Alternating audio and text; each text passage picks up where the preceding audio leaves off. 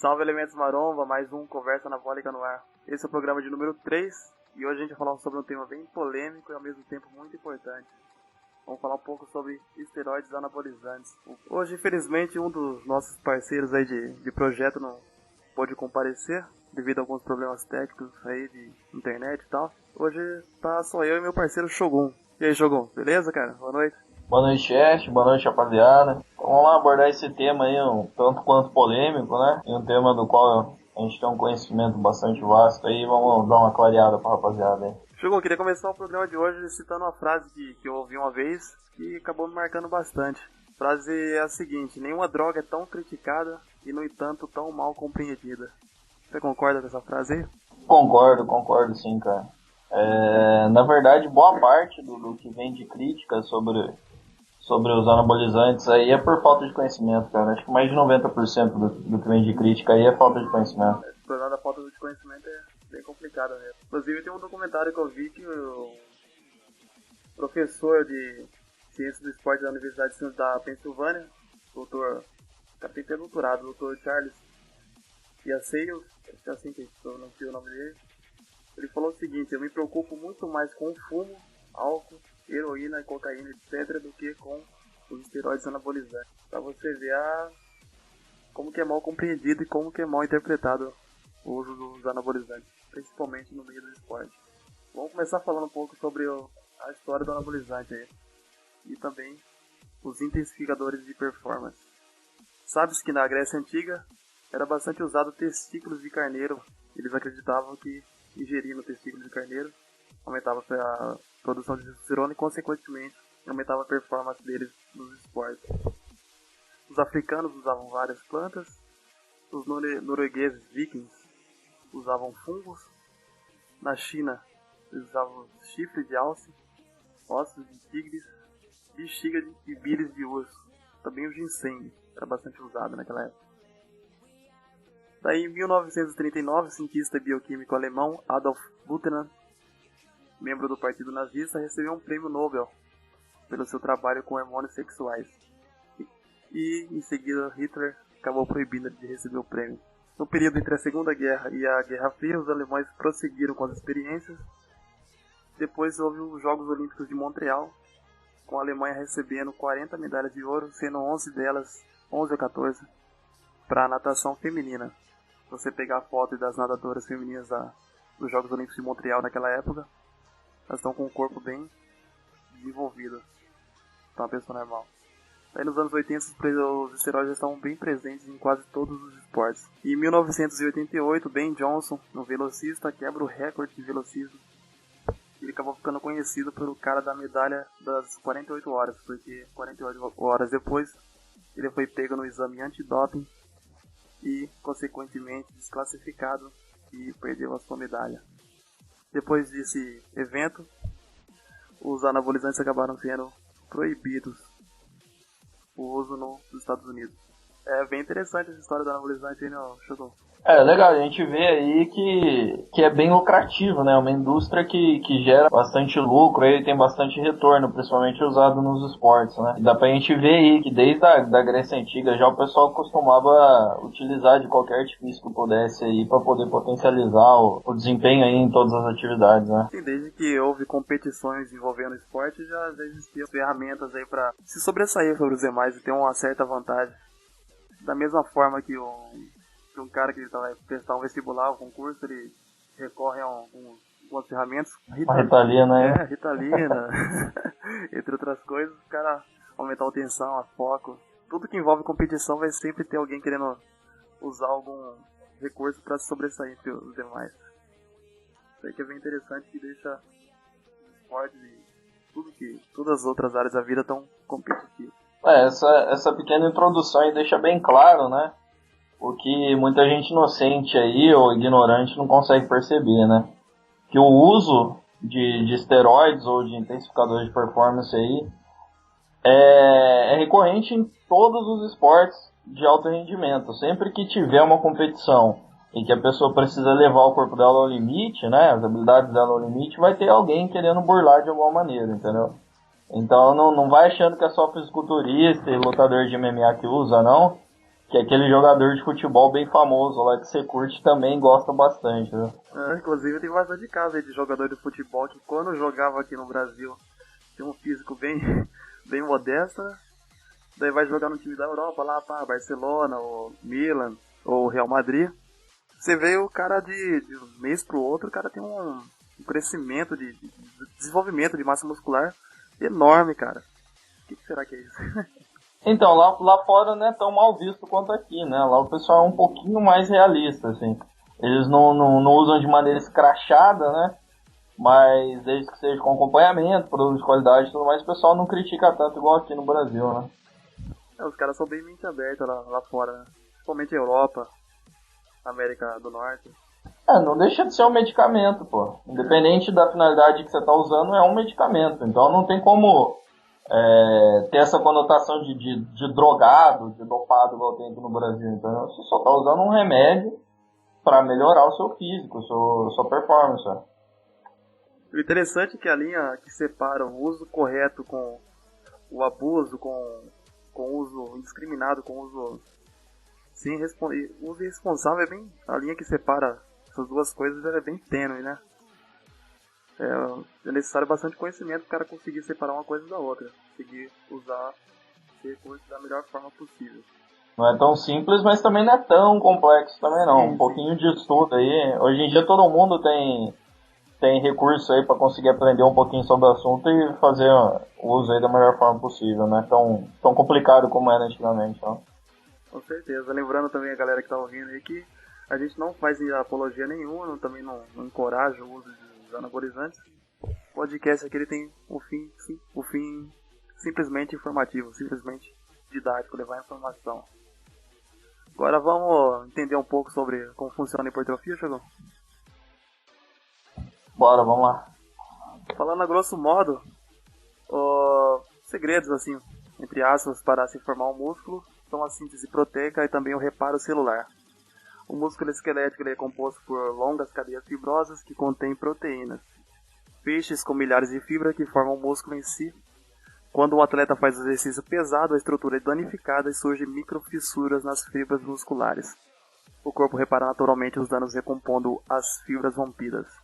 O resultado é um músculo maior e mais forte que o músculo anterior. E a cada nova sessão de exercícios, o atleta ganha volume, força e velocidade. Isso ocorre naturalmente. Você vai lá, faz um treino de hipertrofia, um treino de força. Isso aí vai, a grosso modo, danificar as fibras musculares. E o que vai causar o ganho de massa muscular, a hipertrofia, é exatamente esse reparo. Junto também com a síntese proteica, formando aí um músculo maior e mais resistente. Só que com os esteroides, esses reparos acontecem muito mais rápido, mas muito mais rápido mesmo. Chegando aí a 3, 4, 5 vezes, dependendo da genética, do uso, da dieta, do esteroide que você vai usar. Shogun, você queria falar mais um pouco sobre como que funciona essa diferença entre o treino natural e o treino com os hormônios?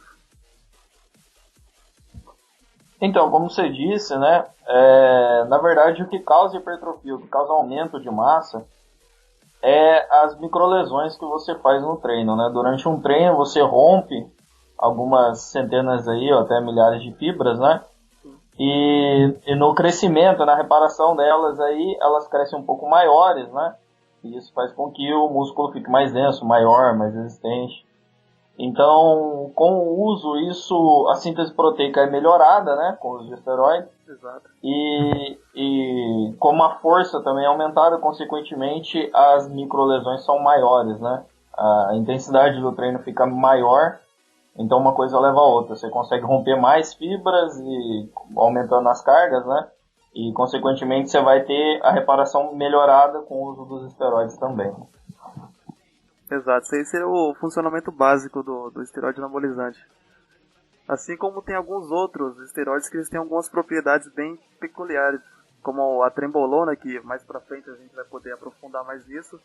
Ela tem uma propriedade bem interessante, que ela tem um efeito, como que eu poderia explicar? Ela melhora a qualidade, não é que ela melhora, ela absorve melhor os nutrientes que você come. Por exemplo, você não precisa necessariamente ter uma dieta tão regrada, E caso você esteja usando trembolona, você vai conseguir exigir o máximo dos nutrientes que você vai estar comendo.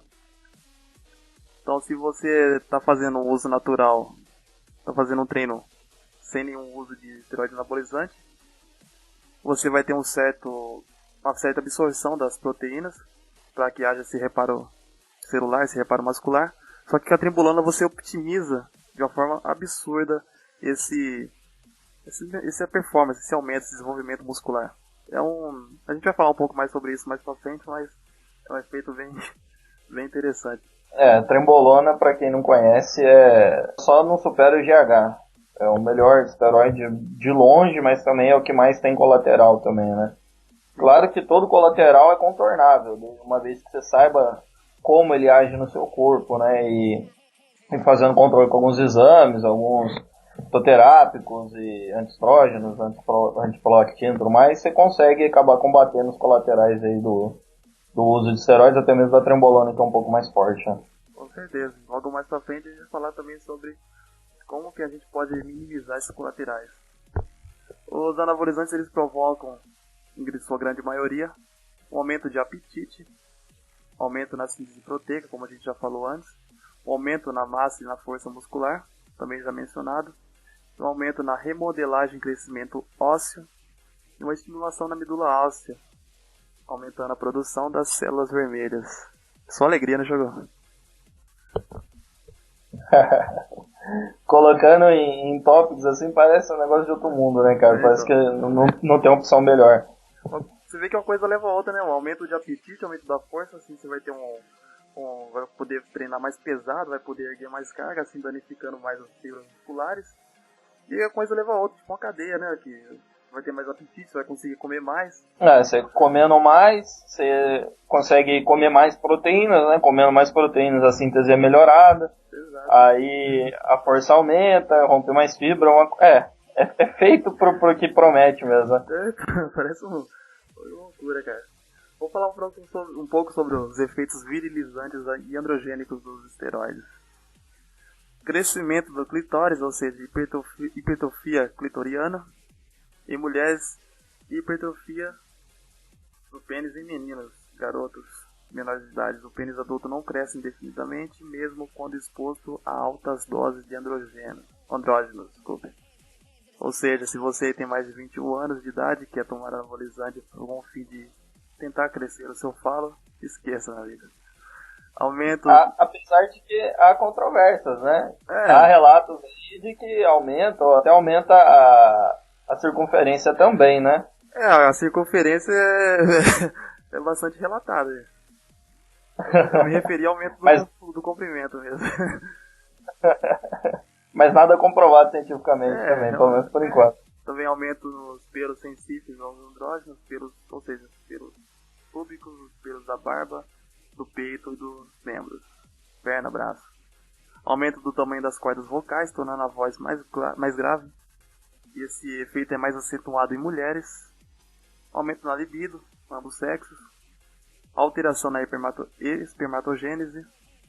E a supressão dos hormônios sexuais, a supressão do eixo hormonal. Então, lembrando, como a gente disse aí, todos os colaterais, né, pelo menos todos apresentados até hoje, né, eles são totalmente contornáveis. Uma vez que você saiba o que vai causar, né, o que tanto pode causar a substância que você está usando, né, o que ela pode causar de colateral, e você tendo um pouquinho de conhecimento aí, você consegue contornar um por um, né. O único que você não vai conseguir contornar é o efeito psicológico da droga, né. Uma vez que você faz o uso, dificilmente você vai conseguir parar ou não planejar o uso novamente. Esse efeito psicológico é o mais complicado mesmo de você conseguir contornar, conseguir equilibrar ele, conseguir lidar com ele, né, na verdade. Né? Lembrando que psicológico é diferente de psicoativo, não é igual uma cocaína que o corpo pega, algo do tipo, né? É algo mais de você mesmo, né? Você vê que, sei lá, depois de 5 anos treinando, você teve o resultado, né? E depois de, sei lá, mais 3 meses treinando com o esteroide, você teve um resultado maior, é praticamente impossível que você queira parar o uso ou nunca mais fazer o uso do esteroide, né? É complicado o cara conseguir parar, viu? Tô tentando ainda. Embora cientificamente não seja provado, mas eu diria que causa um vício, sim. Anabolizante. Da mesma forma que o maconheiro fala que maconha não vicia, eu acho que vicia, sim.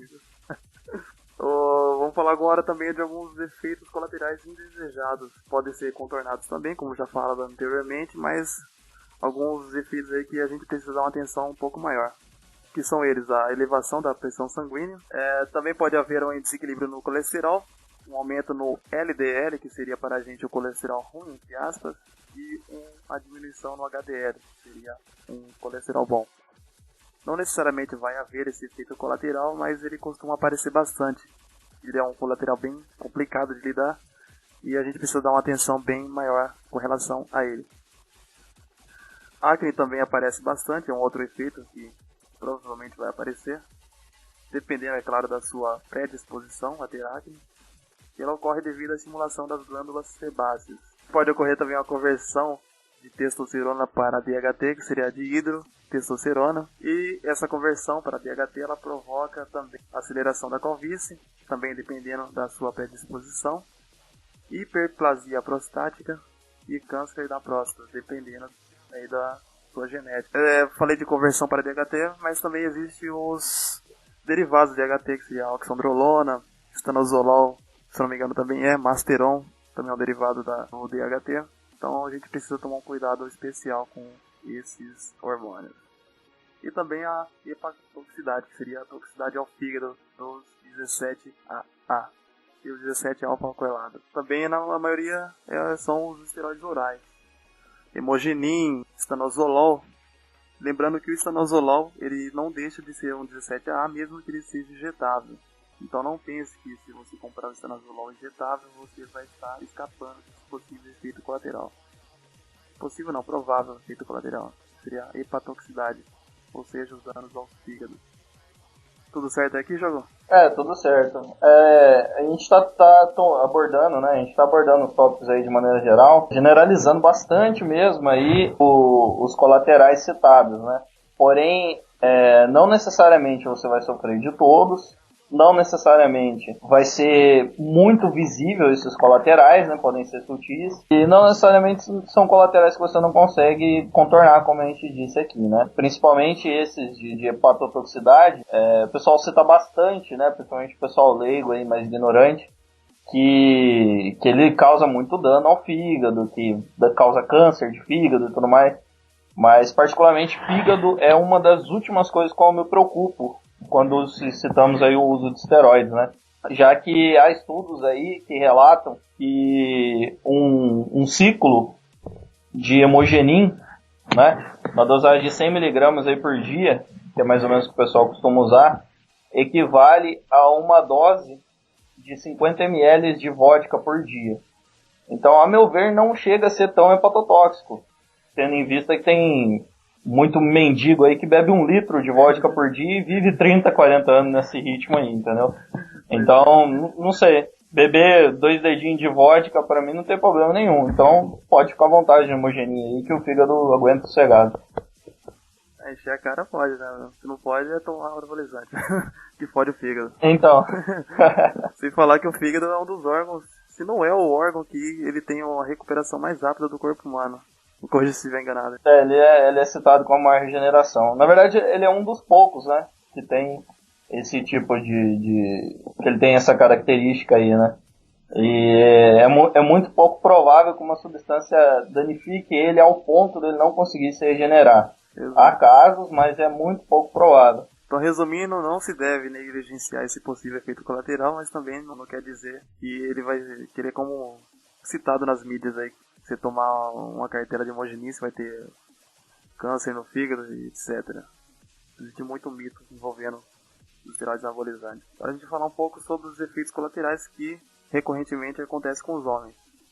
A ginecomastia, que ocorre devido à aromatase, ou seja, a conversão de testosterona em estrogênio, infertilidade temporária devido à supressão do eixo hormonal, função sexual reduzida, principalmente pós-ciclo, você vai ter aí uma diminuição no libido, no sex drive e atrofia testicular. Acho que só esses, né, os efeitos colaterais que acontecem nos homens, João?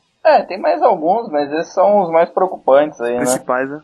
Mas, acho que dos 4 que você citou aí, o único meio irreversível, né, é a infertilidade temporária. Mas como é temporária, basta você se programar direito, né? Se você quiser ter um filho, você tem um filho primeiro, depois você toma, né? A gente imagina que o cara que vai tomar não tá desesperado pra ter um filho, né? Nem a mulher.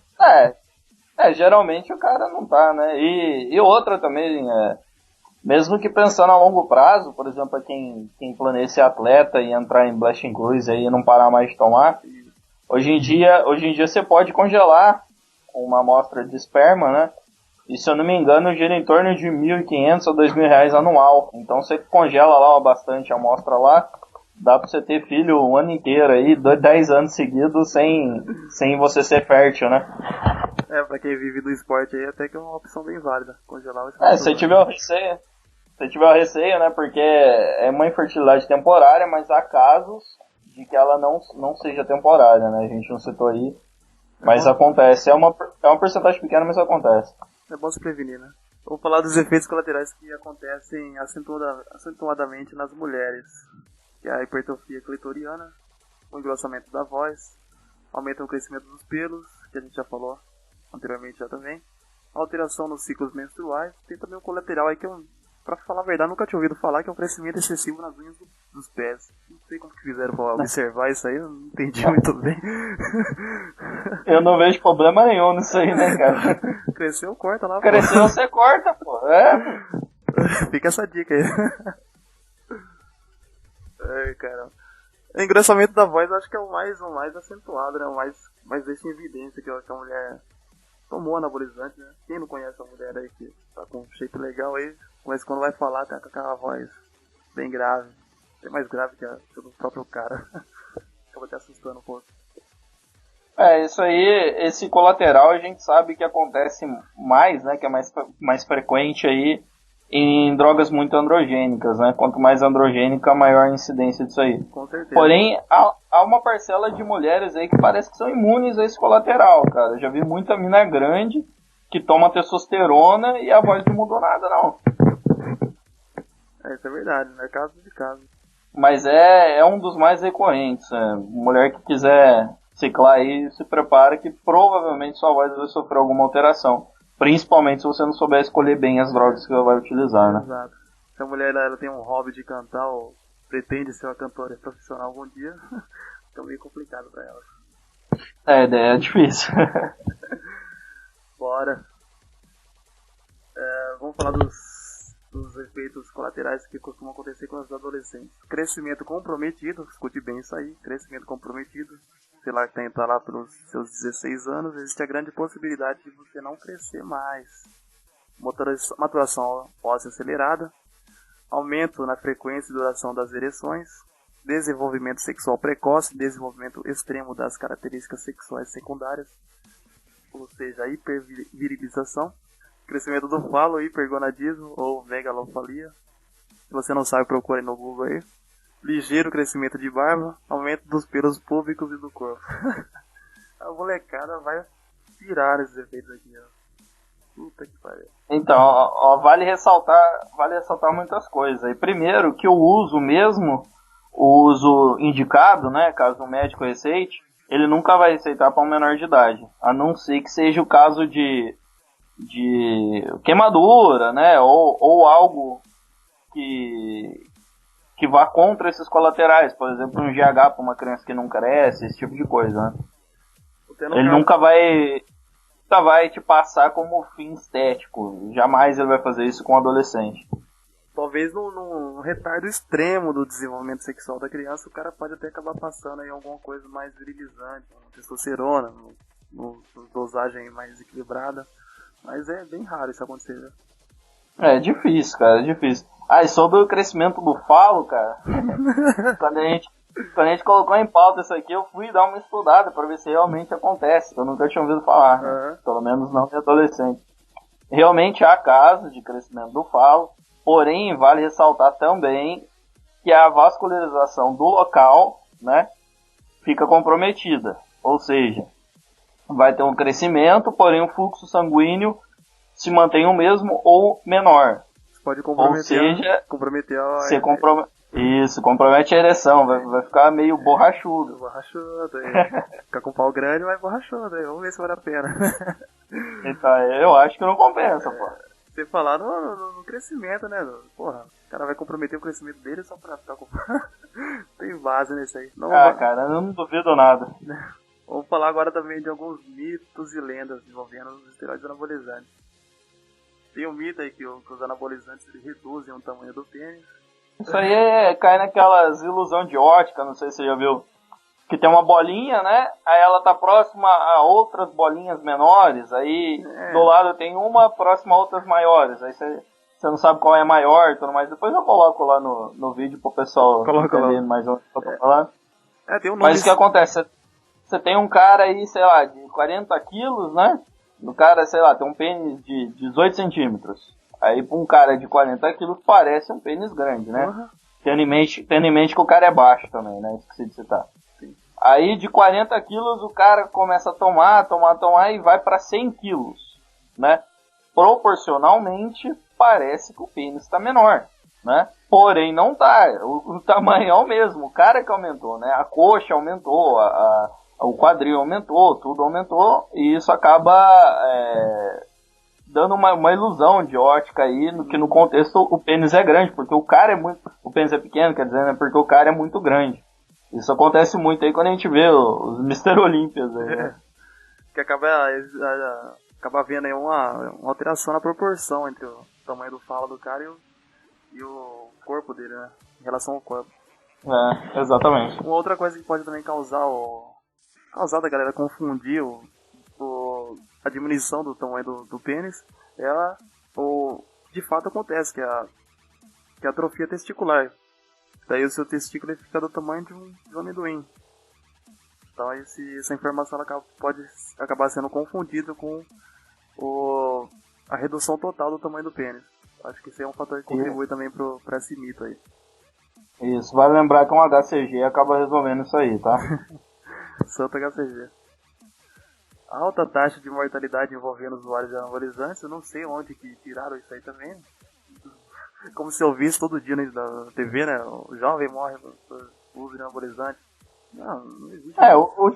Ultimamente está sendo mais frequente, mas acontece que assim, o caso de morte, né? O relatos de morte pelo uso é algo meio impossível, né? Porque como que você morre tomando... É a mesma coisa que uma pessoa que toma um veneno. A pessoa toma um veneno de rato lá. Ela não morreu porque ela tomou o veneno. Ela morreu porque ela teve, sei lá, uma parada respiratória, um infarto no miocárdio, sei lá, alguma coisa. E daí isso gerou a morte. Então, para ser mais preciso, né? Diretamente relacionado à morte não tá, né?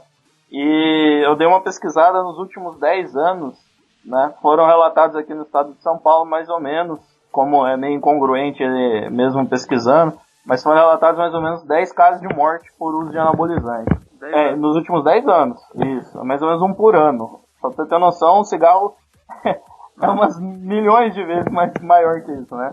Milhões de vezes maior, álcool, entre outras coisas. Mas vamos lá, dos 10 casos, eu diria que 2 foram realmente por causa de anabolizante. Um foi o rapaz que deu um shot de trembolona, se eu não me engano, não fala qual é a substância, mas fala que era equina, né? Ele deu um shot de trembolona no pescoço, e daí ele morreu. Eu não diria que foi culpa de anabolizante, foi culpa de, sei lá, demência, não sei. Se o cara tivesse qual que foi a causa? Se o cara tivesse injetado ali um Visitacil no pescoço, já dava o mesmo efeito, cara.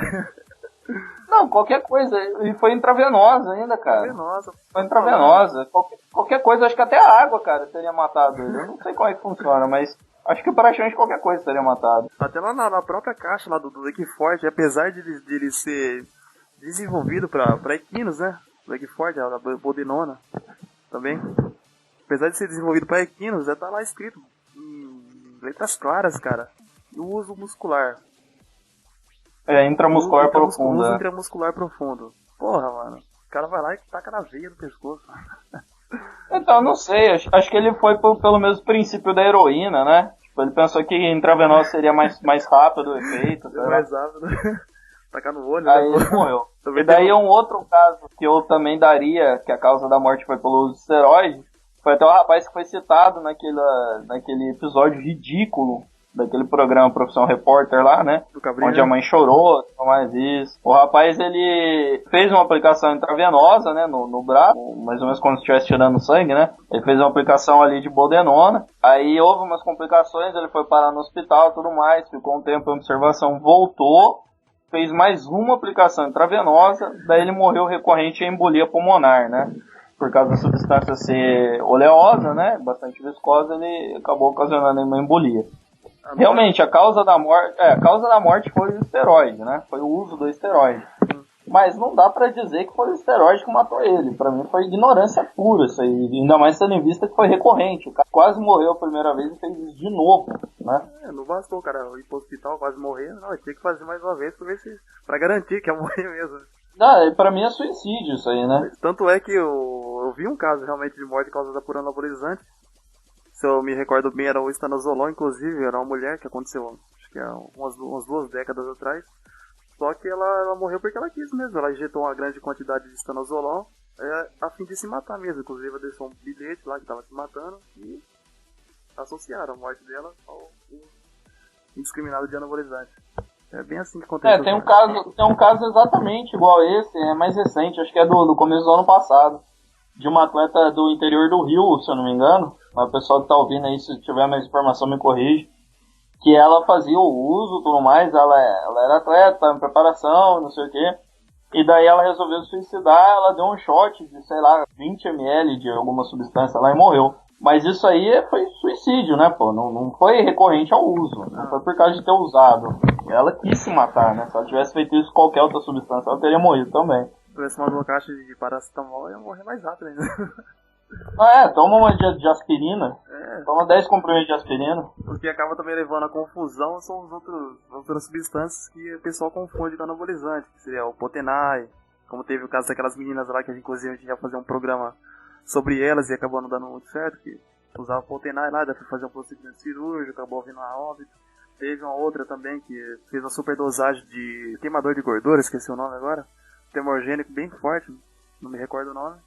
Ela tomou uma alta dose, acabou tendo uma parada cardíaca e acabou sendo associada com o uso de substâncias ergogênicas, substâncias intensificadoras de performance. Então, essa confusão, essa falta de discernimento entre o que é anabolizante e o que não é, acaba levando a essa confusão. Como também há casos de amputamento dos membros, que em sua maioria é devido a produto de má qualidade, produto óleo mineral, né, CEO, também aquele hidrogel, como teve no caso da André Surak.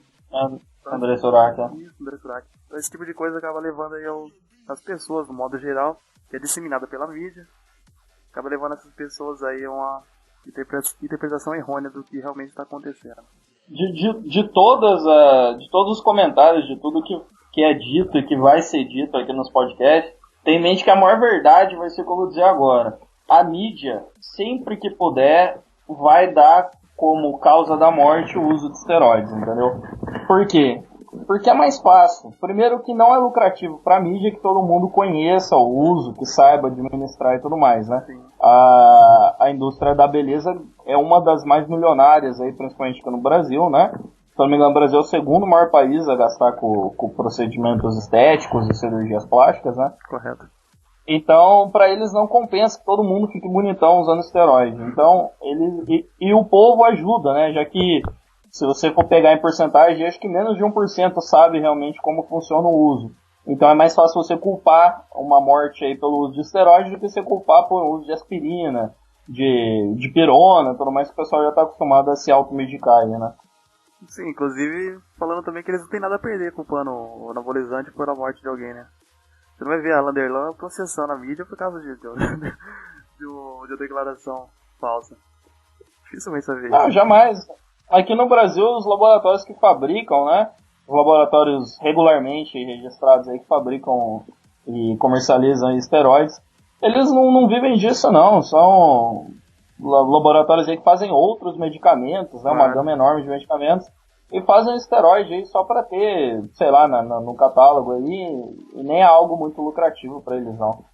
Então indifere, não é diferente de falar que, sei lá, que uma dipirona, por exemplo, mata, né? que, pô, todo mundo compra dipirona. Deve ser um negócio que gera milhões aí, né? Gera bastante. Já comparado com o anabolizante é ridículo, né? Um outro mito também que envolve os esteroides anabolizantes é de que eles podem levar jovens a cometer suicídio. Eu fiquei sabendo de um caso. Inclusive você citou alguns relatos a gente citou alguns relatos de suicídio cometido pelo uso de esteroides, né? A pessoa já tinha a intenção de se matar, acabou usando o esteroide anabolizante para isso. Acredito que esse também é um fator que deve ter levado a essa interpretação.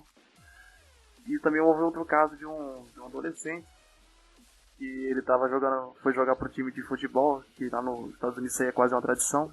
O cara, estudante, queria entrar pro time de futebol, daí ele começou a tomar esteroides anabolizantes. Isso aí ele teve uma alteração no comportamento dele, uma alteração na personalidade dele, e acabou se suicidando pouco tempo depois. Na verdade ele começou a usar esteroides anabolizantes, depois ele parou de usar, aí que ocorre a chamada depressão pós-ciclo, e em meio a essa depressão pós-ciclo ele acabou cometendo suicídio. Eu acho que isso aí foi um fator que levou a essa interpretação de que os esteroides anabolizantes eles podem levar jovens a cometer suicídio. Dessa listinha aí, Chester, talvez esse seja o ponto que, sei lá, mais tem credibilidade, cara. Porque, como eu disse, o anabolizante ele não causa dependência psicoativa, né? Não é igual um estimulante, né? Mesmo a cafeína causa dependência, pra quem não sabe, né? Eu sou um dependente de cafeína.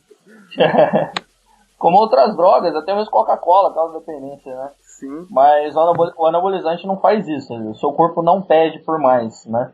Mas a sua mente, sim, ele causa uma dependência psicológica, né? Então, é normal, é bem recorrente até o pessoal tem que tomar cuidado com isso aí, que haja depressão pós-ciclo, né? O pessoal para de tomar, aí o cara aí tomou, sei lá, fez um ciclinho aí de 8 semanas, ganhou 10 quilos, né? Primeiro contato com a droga. Treinando naquele ritmo frenético, né? Isso, só subindo carga e tudo mais. Depois ele entra em TPC, que quando você está um pouco mais fragilizado aí, né?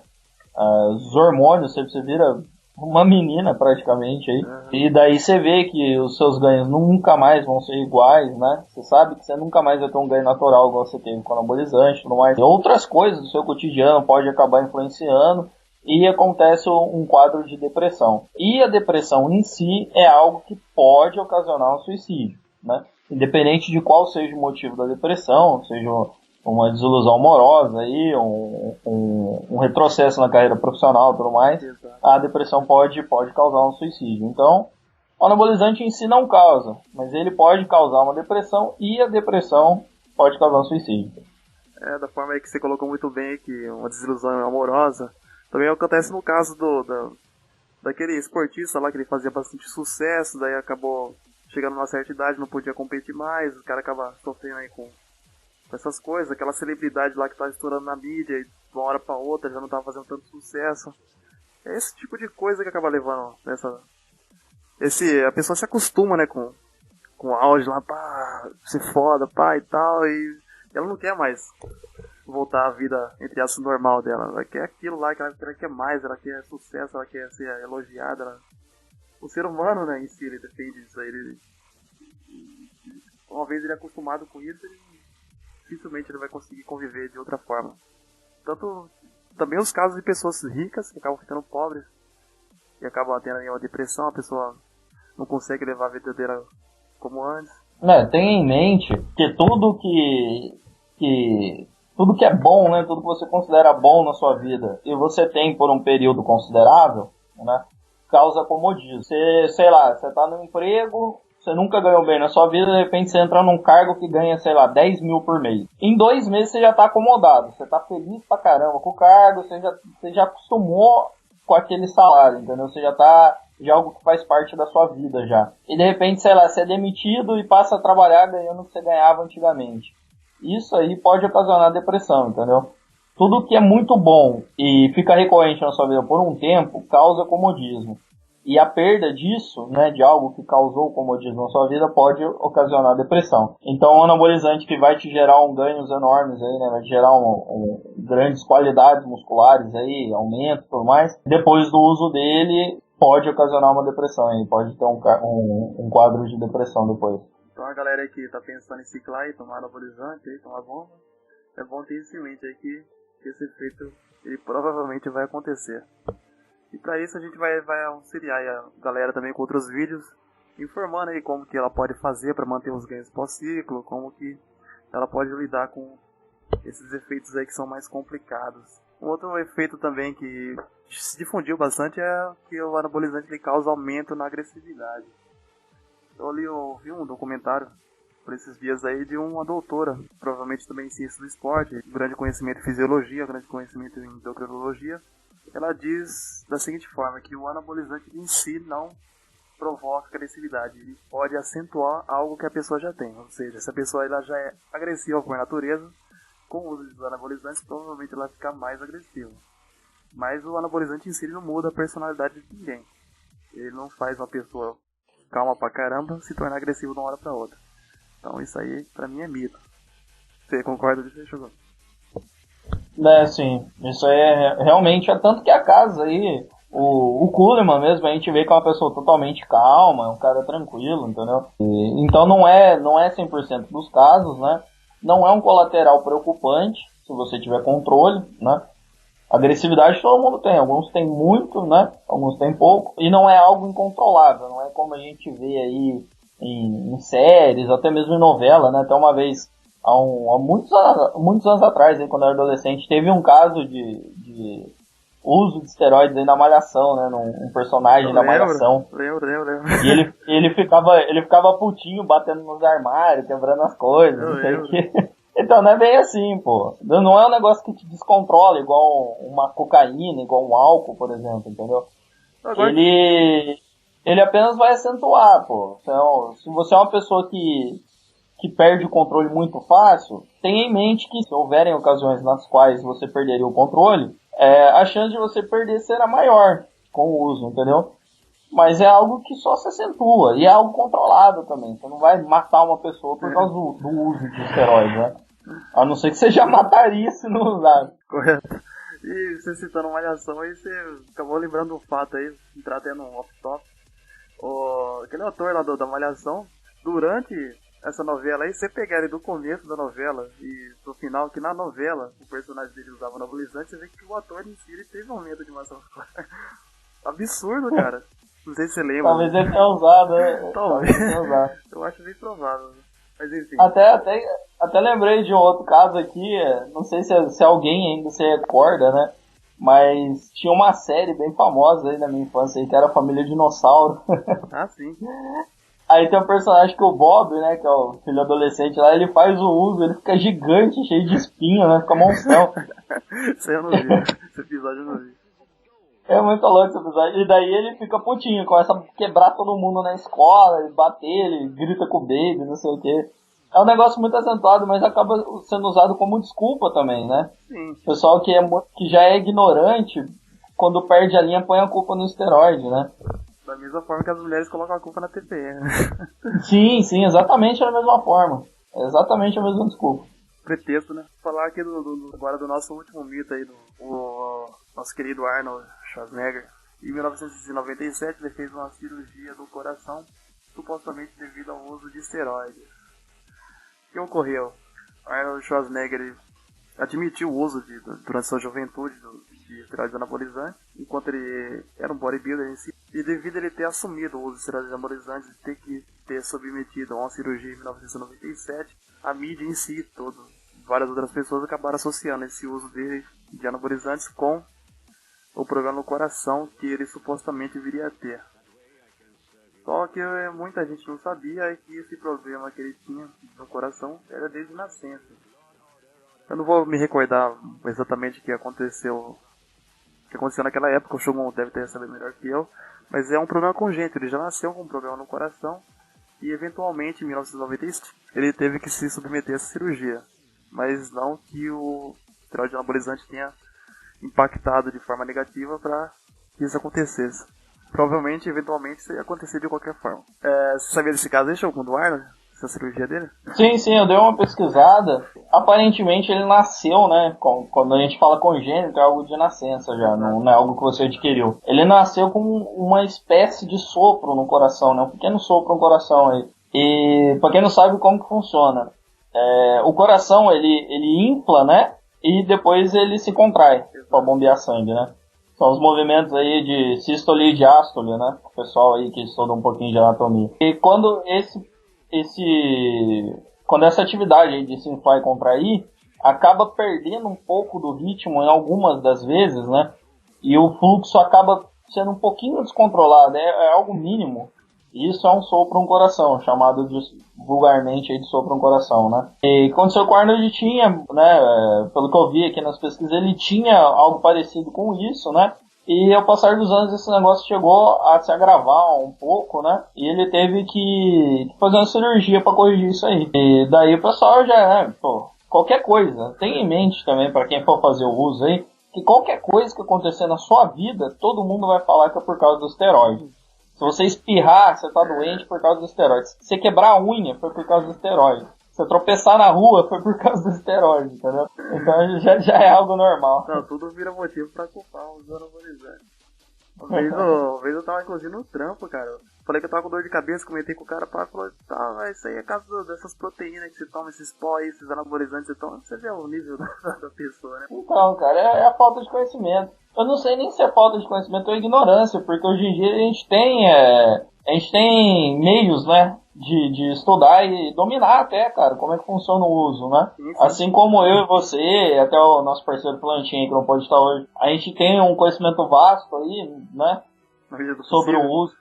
Sobre o uso aí para fins estéticos e tudo mais. Qualquer um pode ter, basta você pesquisar. Hoje em dia tem material disponível aí para todo mundo. Acontece que o pessoal é realmente ignorante, né? Ele não quer saber. Não, ele não tem interesse, cara. É falta de interesse. Era mais ou menos isso aí, um resumão sobre os anabolizantes. É uma introdução, na verdade, né? Porque não adianta a gente tentar aprofundar. Isso. Tendo em vista que nem todo mundo tem um conhecimento básico, né? Nem todo mundo que vai ouvir aí, que vai seguir o que a gente posta aí, vai ter o conhecimento básico. Então, pincelando meio por cima, basicamente é isso aí. Se você conseguir absorver bem o que a gente disse hoje, você já vai estar com um chão aí para você poder caminhar, né? Um passo à frente. E nos próximos episódios a gente vai aprofundando, né? A gente vai usando uns termos um pouquinho mais técnicos aí, né? E vai diferenciando um de outro, tudo mais, e daí o pessoal já vai conseguindo progredir, né? Sem ficar perdido no meio do contexto aí.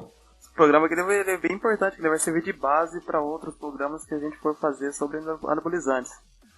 Basicamente tudo que você for estudar sobre anabolizantes, você vai ter que ter esse conhecimento, que você teve como que funciona a hipertrofia, quais são os possíveis efeitos benéficos, os possíveis efeitos colaterais, como cada um afeta os gêneros, homem, mulher, os adolescentes, qual é o risco, se realmente compensa colocar na balança lá, pá e tal, compensa usar para ter esse possível colateral.